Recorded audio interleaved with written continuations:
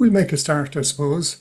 And I'll make a start by saying good afternoon, everyone. Thank you for joining us for another talk in our GenAI seminar series. So this one, for a change, has been advertised externally as well as internally. We've had a lot of interest. I think we're up to over 150 registrations. So clearly a topic of interest. So welcome to all of you joining us from outside of MTU.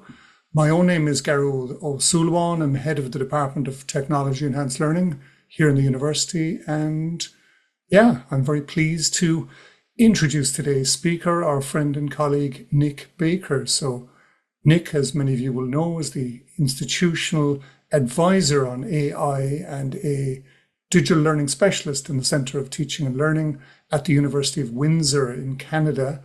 His talk today is about agentic AI, something that's attracting a lot of interest in our sector due to the way in which it can autonomously carry out complex tasks or the way in which it can achieve goals on behalf of users, among them learners maybe, without constant prompting and input.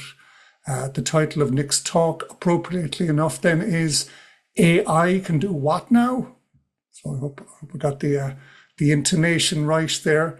So in terms of format, we're going to go for something like 40 to 45 minutes of a presentation, then a bit left over for questions and discussion.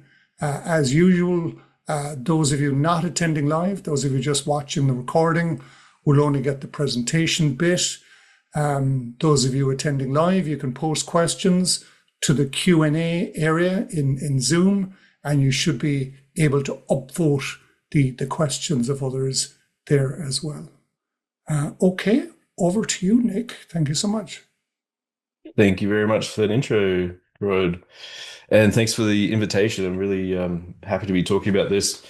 And I actually have to talk about this again later this afternoon at my own institution. So this is a good test run. Excuse me. All right. So we are talking about AI, agentic AI, and what's possible. I am going to try and do a couple of live demos if we can. If that doesn't work, we have a backup. But I'm going to talk to you about a lot of really recent developments. This is stuff that's kind of happening as we speak, and so we don't have a lot of answers a lot of the time about where this is going. So we're going to try and spend a bit of time thinking about the difference between some of the kind of more passive approaches to LLMs that you're probably used to, and how that differs from agentic AI. We're going to look at what those things are able to do. And then we're going to think about the implications of what that means from a cognitive point of view and some of the potential risks with that. You'll have access to these slides afterwards. Happy to share them as well, and also happy to keep in contact. So, things that I want you to take away. Keep these in mind. AI agents are powerful tools for expanding human capacity, human capabilities, though we don't exactly know what that trajectory is going to look like. But they're able to collaborate with us, and they can act autonomously with human support. At present, most of the agents that we're going to talk about, or the things that we're calling agents, are pretty nascent in their development. They are, at this point, both risky and fairly clunky in their action. But that won't last long. We also don't know exactly what that means for humanity in the long term. And our ability to interact with and lead agentic AI is probably going to be one of the most important emergent skill sets that develops over the next few years. So, divided this into a few parts. The first part is really about this thinking in terms of a paradigm shift. I wanted to start with this question. If you wanted to give me a reaction to these questions or throw it in the chat. How many of you have used ChatGPT or Copilot to write an email? Give me a thumbs up or something. Yes, I see a lot of thumbs up coming. Most people have had a go at using ChatGPT to help them write something, or Copilot.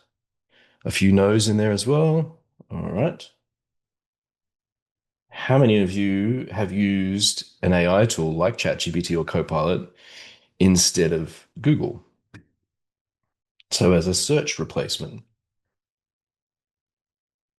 Yeah, lots of yeses to that one as well. That's one of the things that's kind of interesting that people are at the same time unwilling to trust most AI things, but willing to trust them to find information for them. It's kind of an interesting paradox. I agree with Sylvia. It's not a search engine, but people are using it that way. All right. What about this one then? How many of you have used AI to research a trip, put the flight in your cart, book the flight, and email the itinerary to you without your intervention? Scott has. Excellent. Not yet. Yes, to research a trip and create an itinerary. Some horrified looks in there. All right. That's kind of where I'd expect most people to be at. Um, excuse me, we're uh, not typically willing to give that amount of control to these things yet, but they're entirely capable of it. And one of the things that I wanted to keep in mind is that all of these developments that we've seen are in very recent history. It was literally earlier this week ChatGPT's third birthday, the third anniversary of the release of ChatGPT. And this image alone tells you how far we've come. This is an image created by Google's Nano Banana Pro. Not only is it able to use logos, which it couldn't before, it's able to use uh, perfectly create text. It's integrating both real and cartoon characters in this. And it also, by default, adds some diversity to the images of people. All of those things were not entirely possible. You also, if you look at the hands, everyone's got the right number of fingers, which also used to be a problem.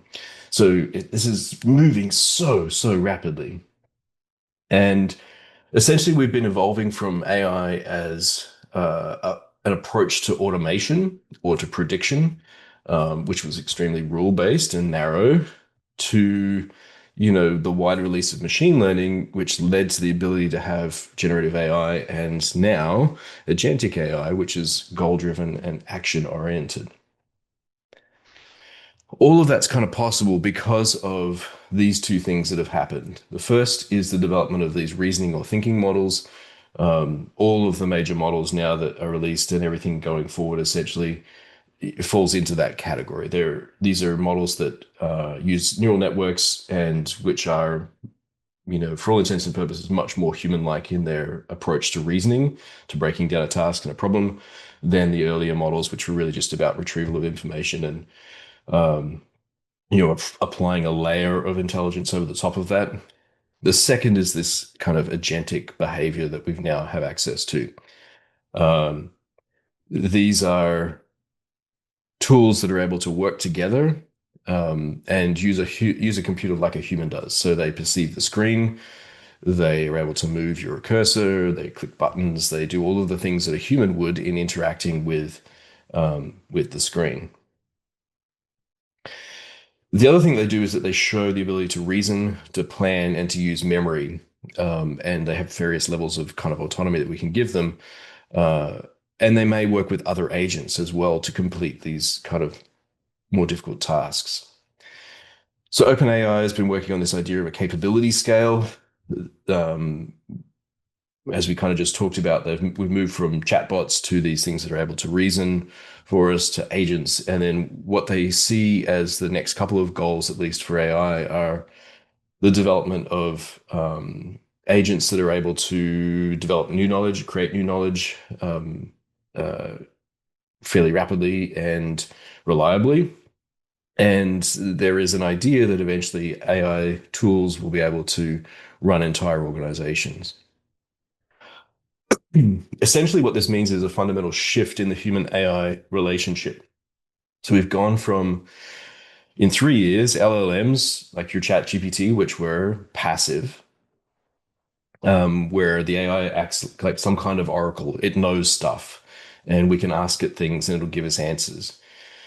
To these active things that we have now, the agents are able to act on our behalf. They're like a really smart intern. They have to learn stuff, but they can go off and do things for me. There are still quite a number of limitations on those at this point, particularly most of the frontier models are only available in the US, at least legally. But their release from the US is coming much more frequently now. Most of them still have trouble accessing different tools. If you're thinking about, can I pick something up off the shelf and just get it to do these things for me? Then that's actually a little bit more complicated or a little bit more difficult than say kind of building something in-house.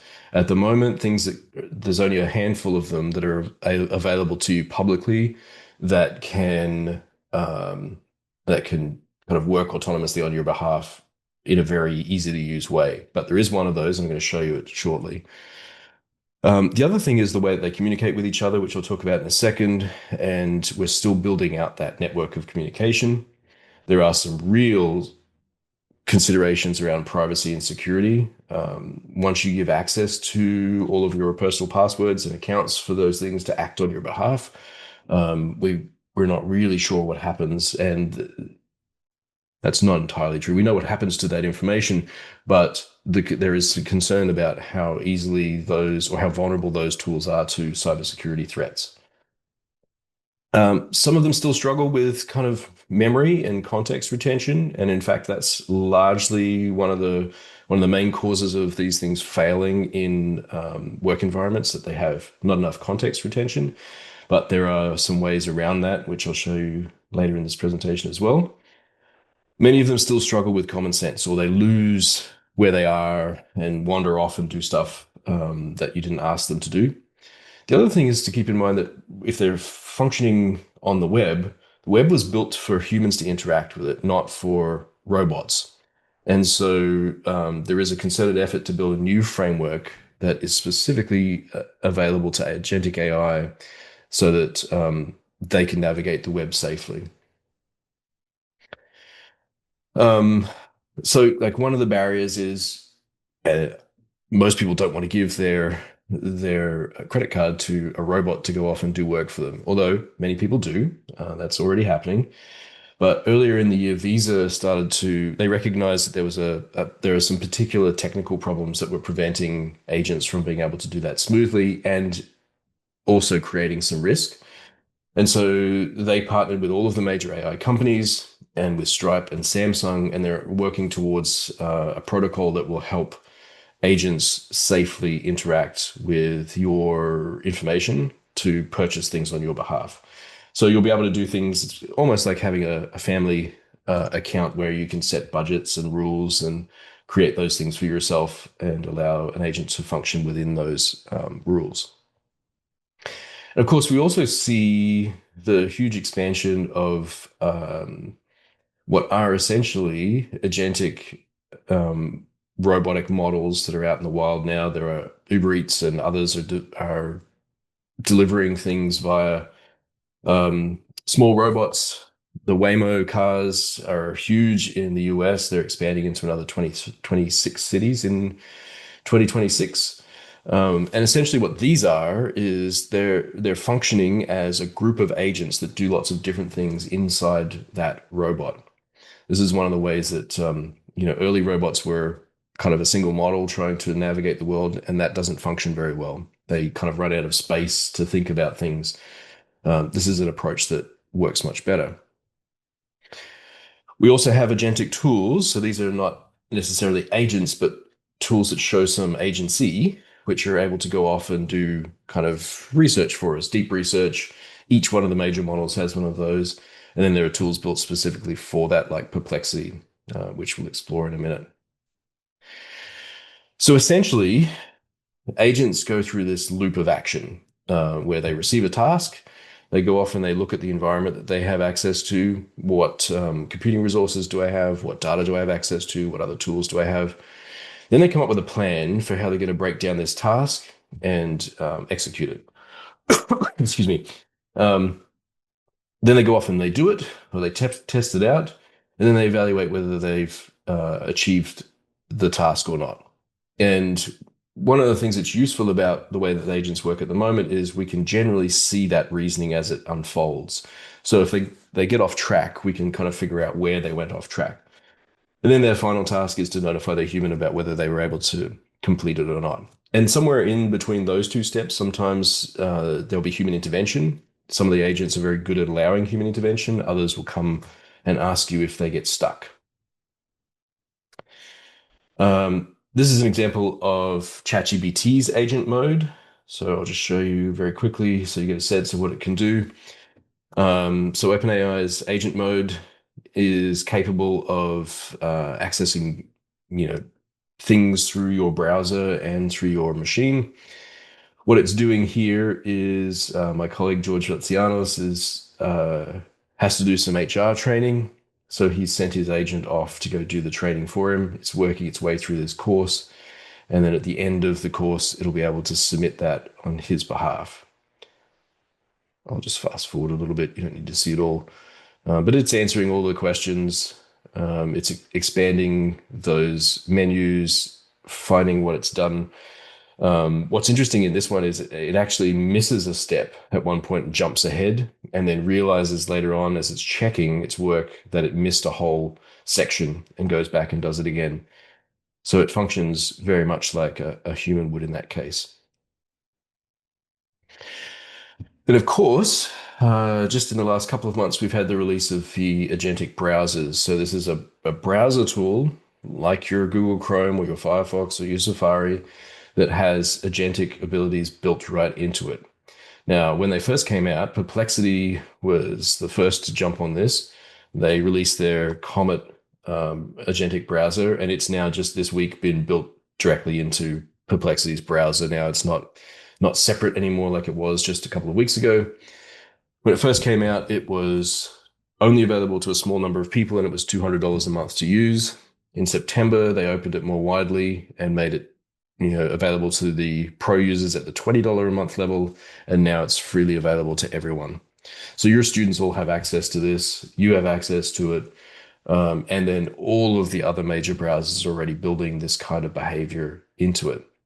Microsoft describes the Copilot AI mode or agentic mode, which is not available to most people yet, as combining understanding of the user, predicting their behavior, and then acting on their behalf.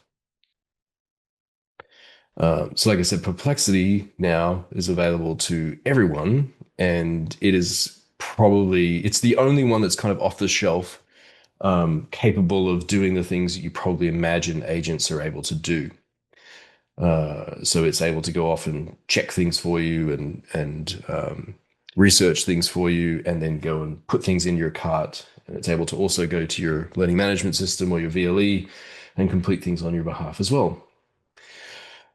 They're able to do this partly because we had to develop new ways of communicating between agents. So there are two things that you'll probably hear. One is model context protocol, and this is essentially like the HTTP part of the connection on the internet that we don't really see anymore, but it's the same kind of idea. It's a protocol that allows agents or AI tools to interact with other tools, usually to kind of get data from them or to share data and so on.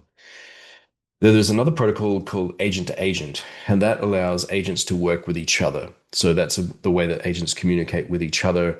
And those two things mean that they're able to agentically work on your behalf. And then the last kind of big change that I wanted to talk about was this idea of world models that you might hear a little bit about. And the definition's a little bit squishy at the moment, I would say. But essentially, they're thinking of this as something akin to human imagination.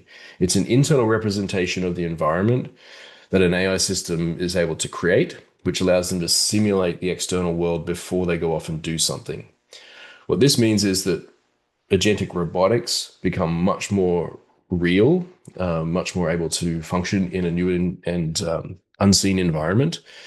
And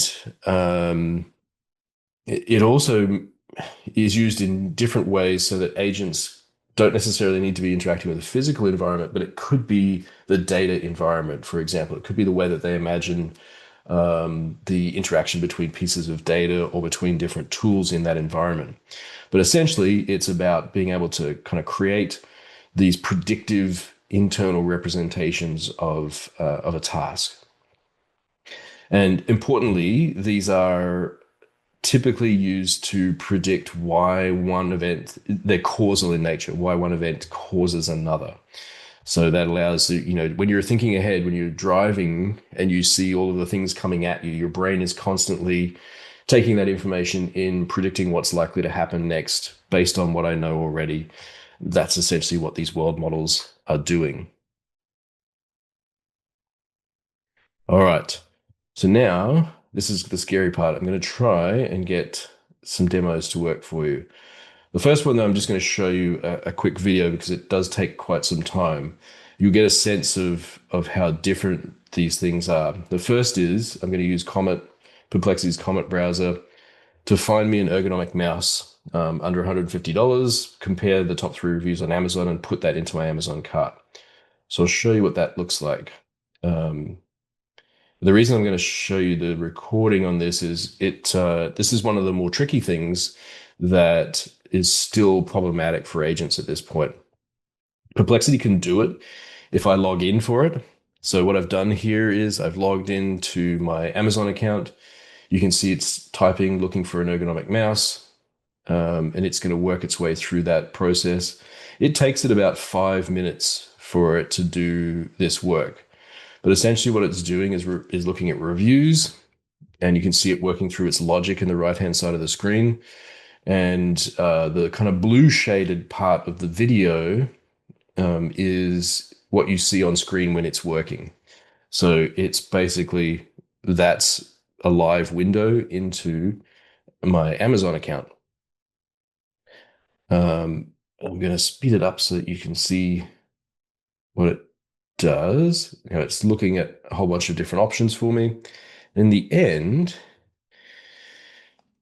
this is an interesting point. It makes a decision here. It's decided the best one that it's going to give me. It's going to put that in my cart. But of course, with Amazon, it pops up and says, do you want to buy the 2-year extra protection? It decides I'm probably not going to want that. Partially because it can see whether I've done that in the past or not. And part of what it's doing here is also thinking about, what have I looked at in the past? What have I shown interest in through the information it gets from Amazon? You also just saw it pop up on screen that it had created a task list, and it was checking off all of the things on the task list that it had to do. Now what it's doing is giving me the top 3, and then it's going to give me a rationale for which one it thinks is best, and it will happily pop that into my cart for me. And you can see it's updated. There's 5 things in my cart now.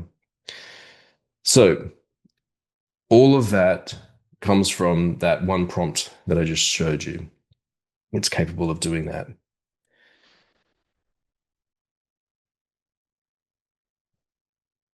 The next thing I want to show you quickly, I'm just going to stop sharing that and see if I can show you Perplexity for a second. Now, this one I can show you live because it happens really quickly. So Perplexity is a research assistant tool.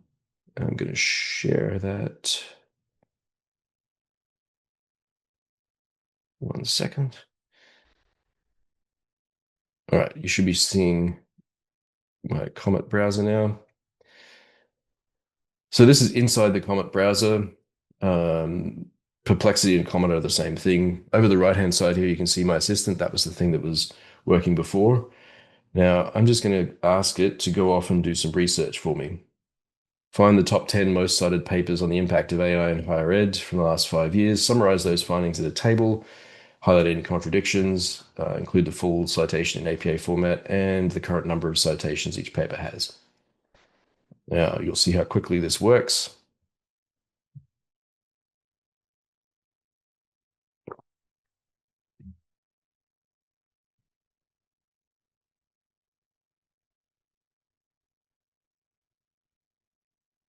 So it's working its way through. It's creating that table for me. It's doing exactly what I've asked it to do.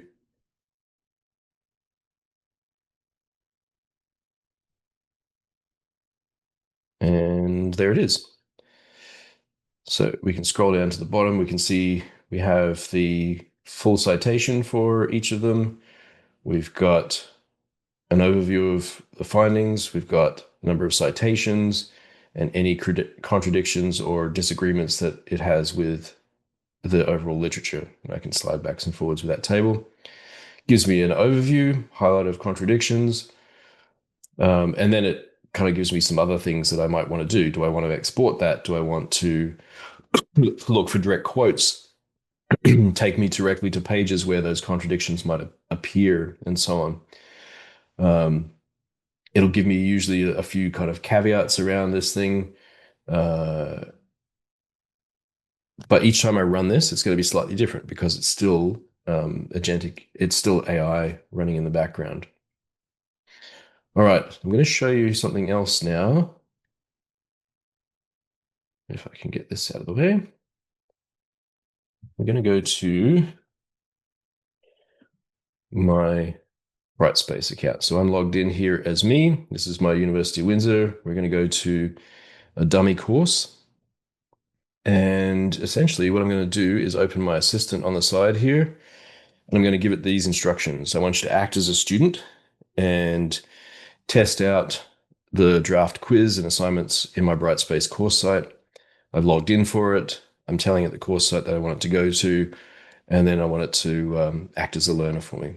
So I'm going to give it this. Now, every time I run this, something different happens. So we'll see how well this works. And we won't stay with this for the whole time because it will take it some time to work its way through. But I did want you to see what it's capable of. So now it's planning what it's going to do. That's that cycle that we were talking about. It can see the demo course. It's going to enter here. Now, this is where it gets a little bit weird sometimes. Sometimes it follows the instructions perfectly. Other times it doesn't. So now it can see that there are two things that are due in the next week. There's a quiz and there's an assignment. Let's see what it chooses to do next, because it will be different each time it runs this. So it's following my view as a learner. It's found them. Now, this is where it gets tricked up because the interface allows it to access the assignments in different places. So sometimes it'll go to kind of the work to do on screen. Sometimes it'll go to quizzes. Sometimes it will try and navigate there. Sometimes it'll just get lost, which is quite frequently what happens. So that's where, it's still a little bit clunky at this point. But if I was willing to persist with it a little bit, if I was a student, this is certainly much quicker than me doing it myself. It's doing the quiz there now, you can see. It's decided to do that first. It's working its way through. This quiz is mostly multiple choice, but there's also a short answer question at the end. Now, I could have also given it some instructions to check with me before answering the questions or to check with me before submitting. I didn't do that, so we'll see how it navigates that at the end. Sometimes it'll just ask you, do you want me to do this for you? Particularly if there is written content, it'll usually ask you, is that okay before I submit it? You can see it's working through the questions. And I can give it instructions to speed it up or slow it down as well. So if you're looking for logs, I could ask it to, make sure that it takes at least 30 minutes to answer the questions, for example, so that it would look much more human-like.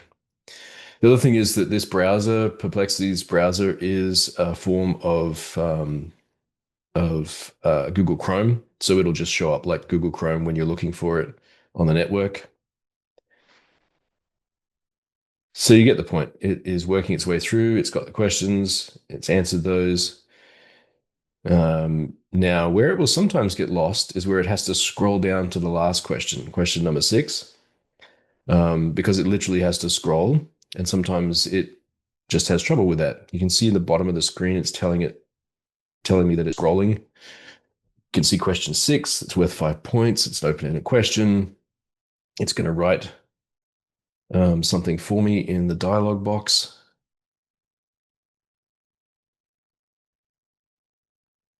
Now it's gotten itself lost. So it's accidentally clicked out of there. And this will be interesting to see how it deals with it. Sometimes it'll come and ask for help. Other times it won't. So it's decided to cancel that.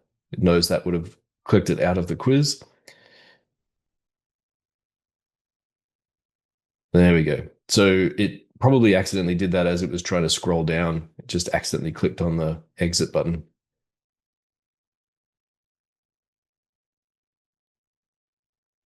There we go. It's going to write an answer to that. So you can see every step of the way the logic that it's using.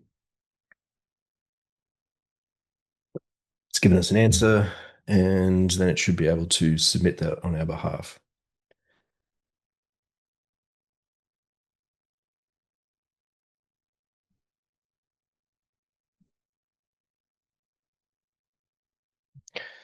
So again, all of that from that one small prompt. There we go. It's going to submit that quiz on our behalf now.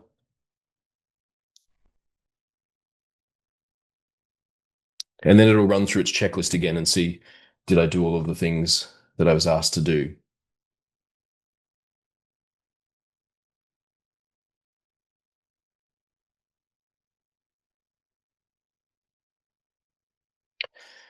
All right, work submitted. There we go. All right, now it's going to go off and find that other assignment and do that. So we won't watch that. But you get a sense of what it's doing. And we're going to go back to our slideshow. Oh, 1 second.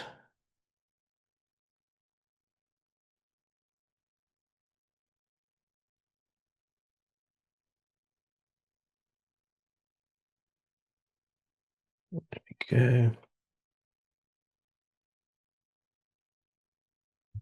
All right.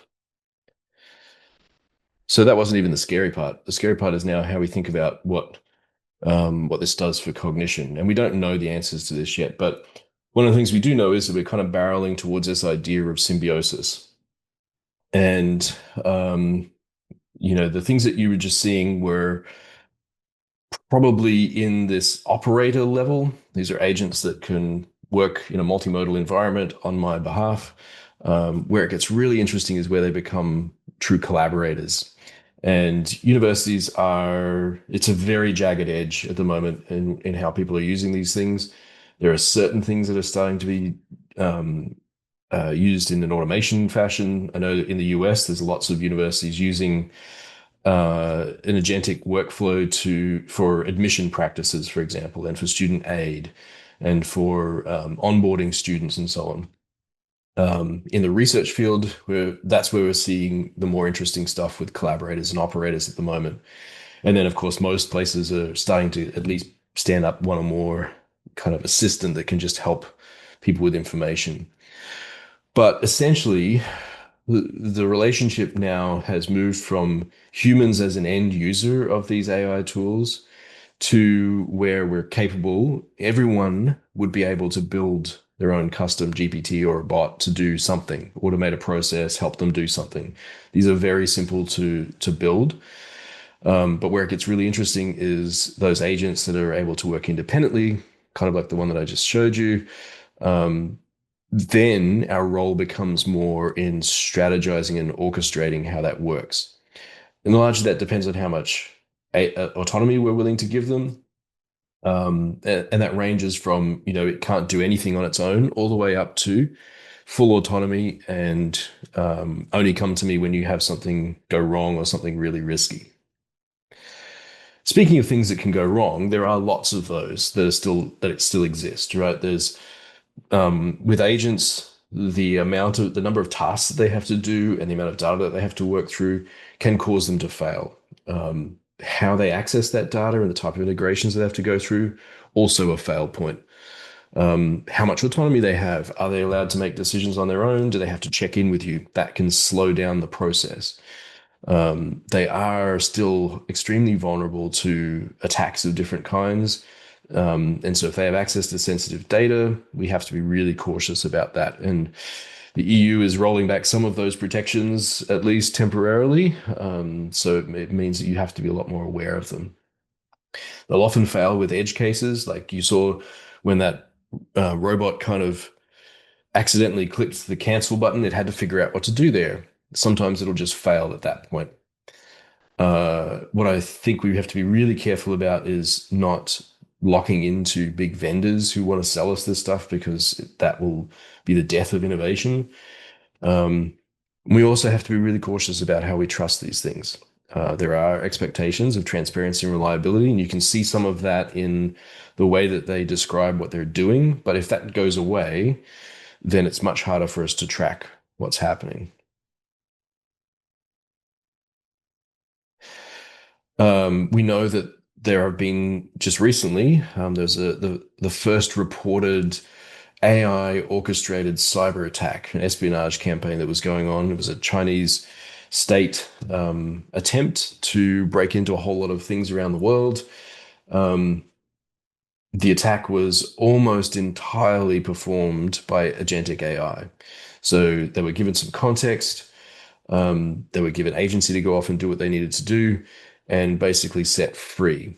And they estimate, so Anthropic discovered this. It was using Anthropic's a suite of Anthropic's tools, and so they estimate that there were about 4 to 6 critical decision points that the humans had to intervene, and 80 to 90% of the whole campaign was agentic in nature. So this is the real downside of this stuff. On the flip side of that, there is lots of really interesting work going on, particularly in science at the moment, but also in the social sciences and humanities. In the STEM fields, there are lots of experimental approaches going on, looking at generative AI and or agentic AI, sorry, and how that can interface with the scientific workflow. So I went to this conference a couple of weeks ago, where the lead researcher in each case was an AI agent. Each of them had a human or humans in the team, but the majority of the work had to be done by the agent. All of the reviews were also, first reviews were done by the agents, and then humans basically kind of watched to see what would happen. It was actually quite fascinating and was across all fields. You can watch all of the conference recordings from that, as well as see all of the reviews openly. So you can see kind of how that went. But it was the first example of where AI was treated as an author and as a collaborator. Andrew Ng, who is the co-founder of Coursera, just released this a couple of days ago. And it's an experimental thing. Basically, he was interested in whether you could stand up an agentic reviewer that would help you get to a point where you improved your submission before you submitted it. He trained this thing on open reviews. At the moment, it's focused on a couple of disciplines, mostly in computer science, but could be trained on anything else. And with very little training, he managed to get it to the point where it has at least as much coherence in the correlations in the reviews as humans do. So he's suggesting that this could be a really useful tool, or way of interacting with AI. There are lots of human hybrid research models that are out there now. We're seeing this kind of thing over and over, where a human is involved, but a PI, one of the PIs, is actually an agent, and then there is a science critic, another agent, and then the PI can actually stand up as many other agents as it wants. This was a good example where a team of scientists have been working on this issue of superbugs for a decade. They finally came to a point where they had a workable hypothesis for why superbugs were difficult to get rid of, and decided, just for funsies, to give the same question to Google's co-scientist. And over 2 days, it came to not only the same hypothesis that the humans did, but provided another four hypotheses, all of which were feasible, and one of them that they'd never actually thought about that they're testing now. And this faculty member, this professor, originally thought that Google had somehow hacked into their computer because none of this had been published yet. This week, we saw the release of a tool called Cosmos, which comes out of an open source model. And it's been in beta testing for the last 6 months with a group of scientists, and consistently across all of those disciplines that they've tested it in, they suggest that in a day, it can do about as much work as a postdoc or a PhD level could do in 6 months. It's also come up with 7 independent discoveries during that beta period, 3 of which were discoveries that humans had made, but which had not been published yet, so were not part of their training, and 4 others that were completely novel. What's interesting about this one is it uses a world model. So it's actually got like a gigantic whiteboard with all of the information on it, and essentially all of the agents feed information into that whiteboard. And there's hundreds of agents that they have that break down these research questions into tasks and run with them. There are agents that are designed specifically for clinical trials, for example. And it's also possible now to take a research paper using a tool like Paper to Agent and literally create an interactive agent from that research paper. Then I can use the model context protocol to connect that to other agents to be able to do research autonomously. It's also happening in the social sciences and humanities, although there, oddly, what I'm seeing mostly is attempts to try and replace human participants. Some of them are very successful, but there seems to be an unusual focus on trying to kind of take humans out of the humanities, which is a kind of an odd response. In the workforce, we're seeing the ability to kind of generate AI employees, and there are whole recruitment companies that will recruit AI employees for you. And then we're also seeing stuff like this, where an agent is given the ability and responsibility to work to function on behalf of government. In this case, the Albanian government. And this AI tool has its own persona. She's able to make procurement decisions on behalf of the government. So we're moving from this idea of individual knowledge, individual functionality, individual provenance to a symbiotic orchestration of knowledge. What can you do with your particular agent? In the traditional knowledge model, we outsource some of our cognition to tools. We've always done that, or some of the work that we need to do, we outsource to tools. Most of those tools are passive though. So if I'm hitting a nail with a hammer, as soon as I stop hitting the nail, the hammer doesn't do anything after that. It just sits there. With agentic AI, and they talk about this kind of centaur partnership model, it's about what I can do. As the human, I have intent and I orchestrate what happens next. The agentic AI then can synthesize and execute those tasks on my behalf. And in theory, it should enhance our capabilities. Now, there are some risks to that, obviously, that we don't know the answer to yet. Could we see cognitive atrophy in humans? Possibly. Seems fairly likely. Could we see exacerbation um, of existing inequalities? Quite likely. Who has access to the better model might be a way of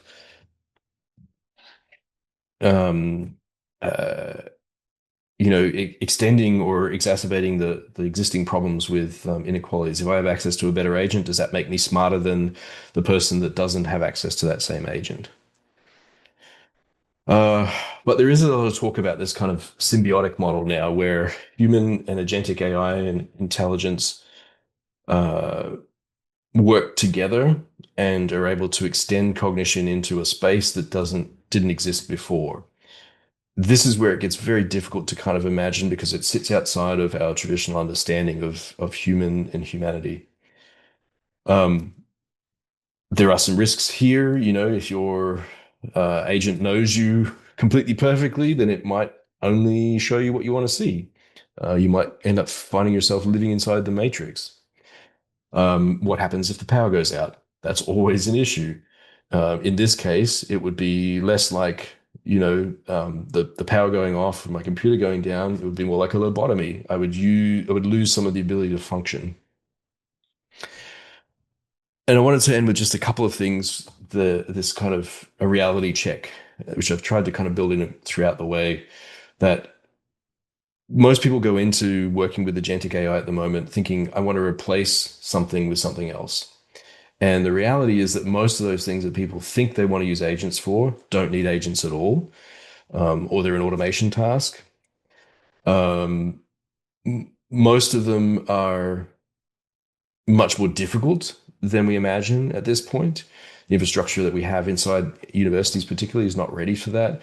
And there is a skills gap that's quite significant. And I want to leave you with two things.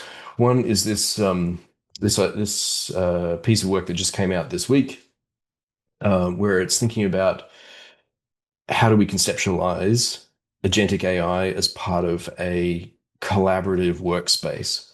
And I think this is kind of a useful model where they think of, moving from exclusively human work to fully distributed work at the other end, where it functions like a peer. But this is more about how students learn. This particular work is about how students learn. And the bit that we don't really have a good handle on yet is what does it look like to be a co-learner, let alone a peer collaborator? I guess we can kind of figure that out. We can imagine what it feels like to work with an AI in a group. OpenAI has given us Anthropic has given us some principles for developing trustworthy agents. I think those are worth keeping in mind. Enabling agent autonomy, but keeping humans in control is pretty important. We've all seen the Terminator, but so has the AI. So perhaps we should make sure that those guardrails are pretty high. Transparency in the behavior of the agent is important, which you kind of saw in the demo earlier on. How we keep alignment with human values is really one of the trickiest parts here. And how do we secure those interactions? So for universities, it means that we know that this disruption is continuing. This is even more disruptive. It's going to amplify that. It's breaking a lot of the traditional workflows that we have. Learning how we engage with these things is going to be one of the really important skills that we develop over the next little bit. And we're already seeing these human hybrid research groups creating knowledge in ways that we couldn't have before. The last thing I want to leave you with is this wonderful piece of work from Vanessa de Oliveira Machado from the University of Victoria in British Columbia. It's a fascinating series of activities where she essentially, she's a humanist and she worked with AI over a period of a couple of years, and they have co-authored publications together. She describes the relationship, what she calls meta-relational AI. It's all freely available. I would strongly recommend anyone take a look at that as well. So with that, I'm going to leave it there and take a look at some questions. Well, okay, that's great. Thank you so much, Nick. We're going to stop the recording now, or pretty soon.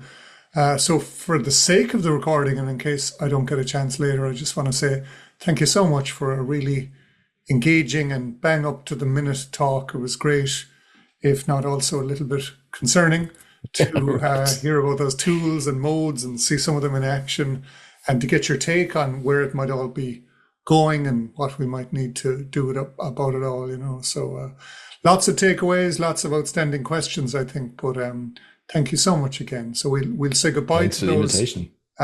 watching the recording at this point, and we'll have a look, as you say, to see what those questions are. Sorry, Nick. Thank you.